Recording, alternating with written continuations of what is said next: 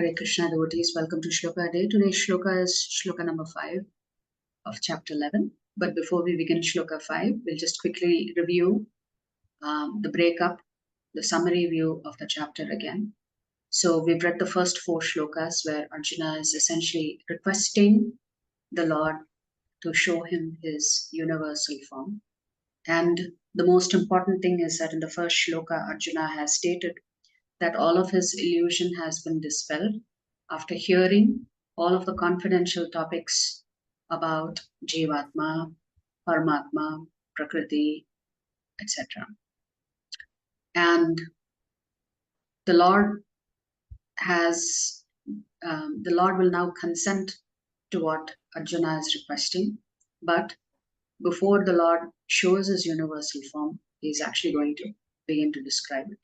So from shlokas 5 to 8, we will hear a description of the Lord himself describing what this universal form looks like.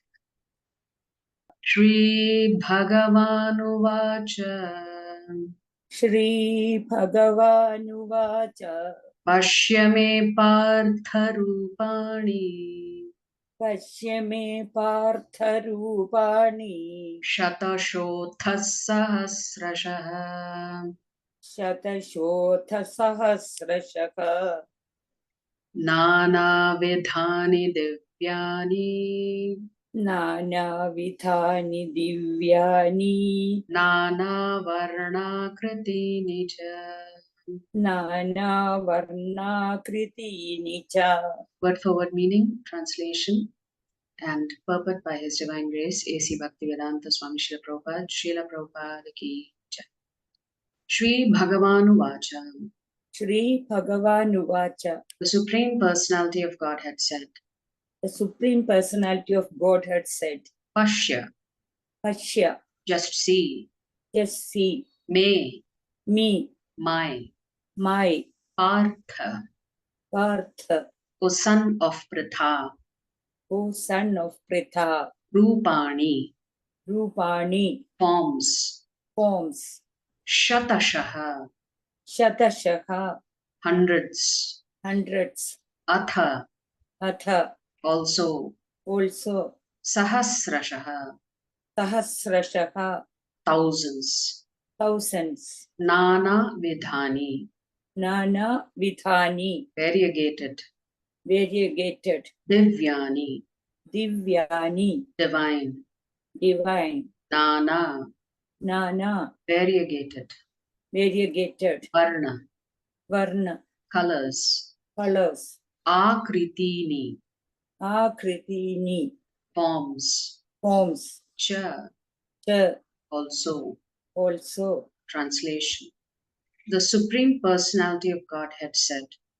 The Supreme Personality of Godhead said. My dear Arjuna. My dear Arjuna. O son of Pritha. O son of Pritha. See now my opulences. See now my opulences. Hundreds of thousands.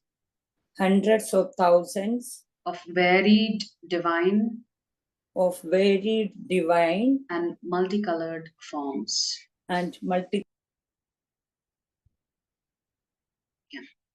So the Lord here is saying, see my opulences, hundreds and thousands of them. As many as you want to see, that many you can see.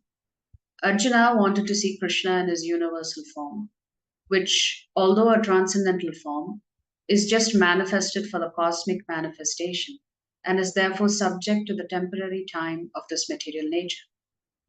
As the material nature is manifested and not manifested, similarly, this universal form of Krishna is manifested and non-manifested. It is not eternally situated in the spiritual sky like Krishna's other forms. As far as the devotee is concerned, he is not eager to see the universal form. But because Arjuna wanted to see Krishna in this way, Krishna reveals this form. This universal form is not possible to be seen by any ordinary man. Krishna must give one the power to see it. So, although this vision is created by the Supreme Lord, this cosmic form does not exist in the spiritual world because the cosmic form is depicting all of material nature in one place. So nothing material exists in the spiritual world.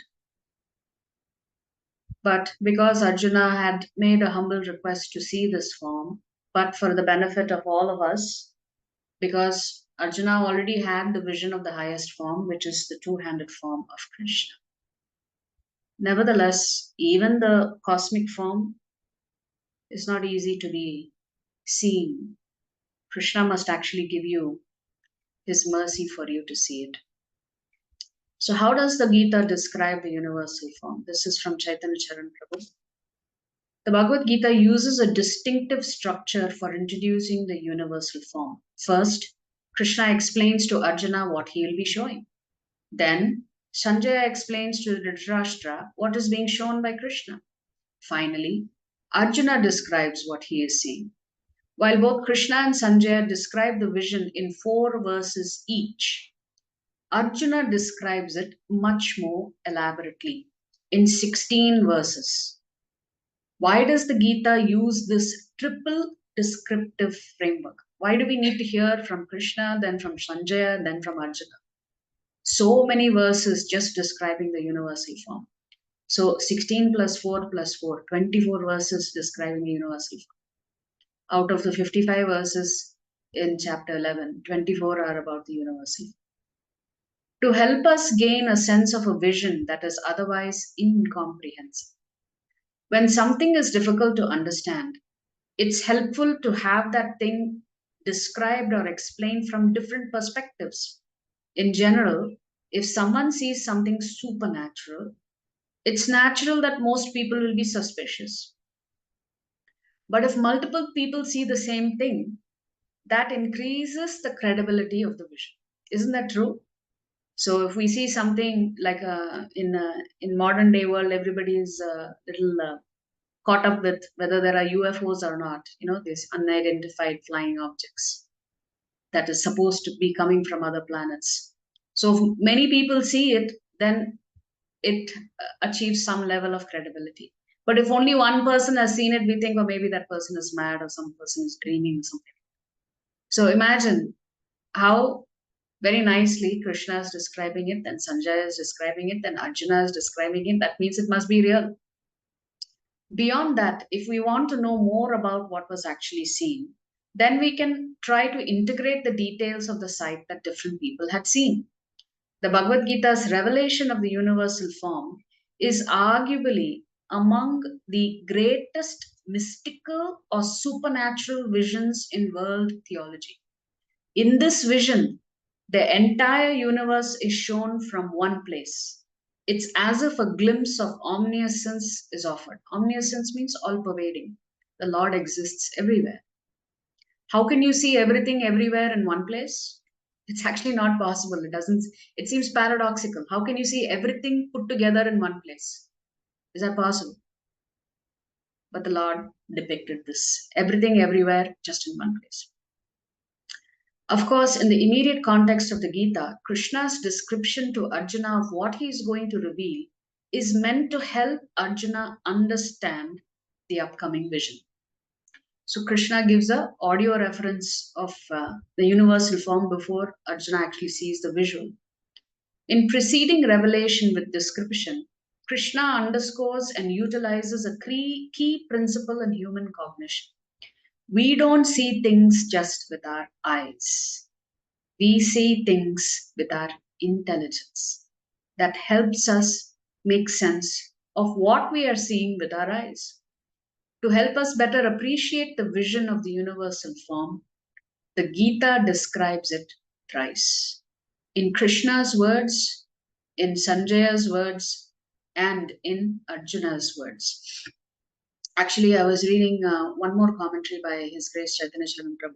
He says if you look at all of the other scriptures of other religions, religious practices, whether it is the Quran or the Bible or the Torah, there is no description of God. Here, emphatically, there is a description of the universal form of how the Lord is the source of everything. So, Muhammad said that I am the son of God. Jesus Christ said, I am the Son of God. Neither one of them claimed that they were God, but they are being worshipped as acharyas, you know. So that is the interesting aspect here. Why is this being described 3 times? It's to help us come to terms with the fact that this is who the Lord is. This is how we experience the omniscience of the Lord. By hearing his descriptions from multiple characters, including the Lord himself, and then Sanjaya, and then Arjuna. So the validity and the credibility of the description then cannot be questioned anymore, because 3 great personalities are described. If you like our videos, please subscribe to our channel and turn on the bell notification. If you'd like to join our classes every day, please check the details in the description section of this video. We look forward to serving you.